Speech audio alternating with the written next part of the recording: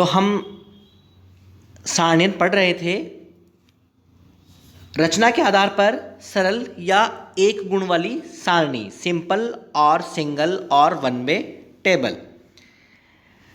सरल सारणी में समअंकों की केवल एक ही विशेषता को लिया जाता है, जैसे विभिन्न आयु वर्ग के अनुसार व्यक्तियों की संख्या या विभिन्न जो संकाय है उसके अकॉर्डिंग विद्यार्थियों की संख्या। ये सब सरल या एक गुण वाली सारणी के उदाहरण हैं। आपको स्क्रीन के ऊपर एक सारणी दिख रही है कि भारत की जनसंख्या क्या वितरण, आयु वर्गानुसार वितरण। इसमें विभिन्न आयु वर्ग दे रखे हैं, एज ग्रुप्स दे रखे हैं, 0 से 15, 15 से 40, 40 से 60, 60 से अधिक, और इधर आएगी फिर व्यक्तियों की संख्या। ये कहलाएगी एक गुण वाली सारणी।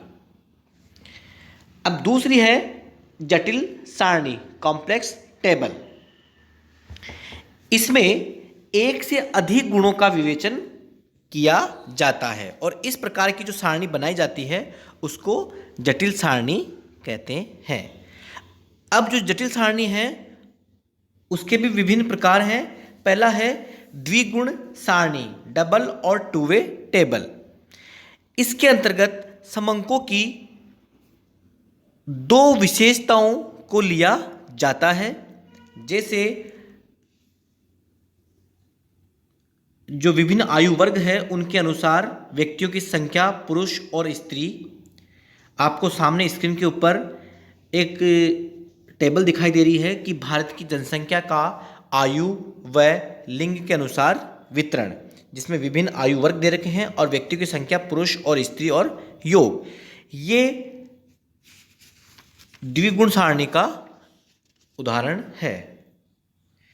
फिर है त्रिगुण सारणी, थ्री वे टेबल। इसमें तीन गुणों को प्रस्तुत किया जाता है, जैसे स्क्रीन के ऊपर लिखा हुआ है कि भारत की जनसंख्या का आयु, लिंग व साक्षरता के अनुसार वितरण। तो इस प्रकार की सारणी त्रिगुण या थ्री वे टेबल कहलाती है। इसके अंतर्गत विभिन्न आयु वर्ग दे रखे हैं, उसमें साक्षर, निरक्षर, पुरुष, फिर स्त्री, साक्षर, निरक्षर और योग।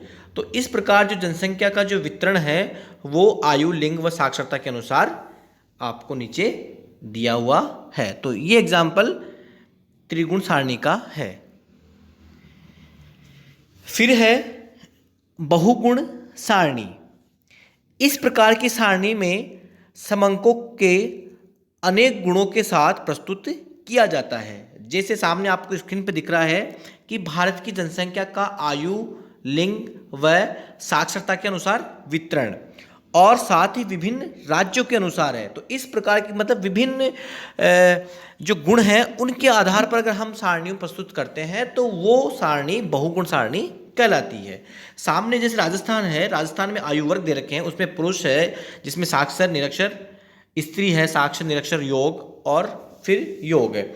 इसी प्रकार से उत्तर प्रदेश। तो इस प्रकार से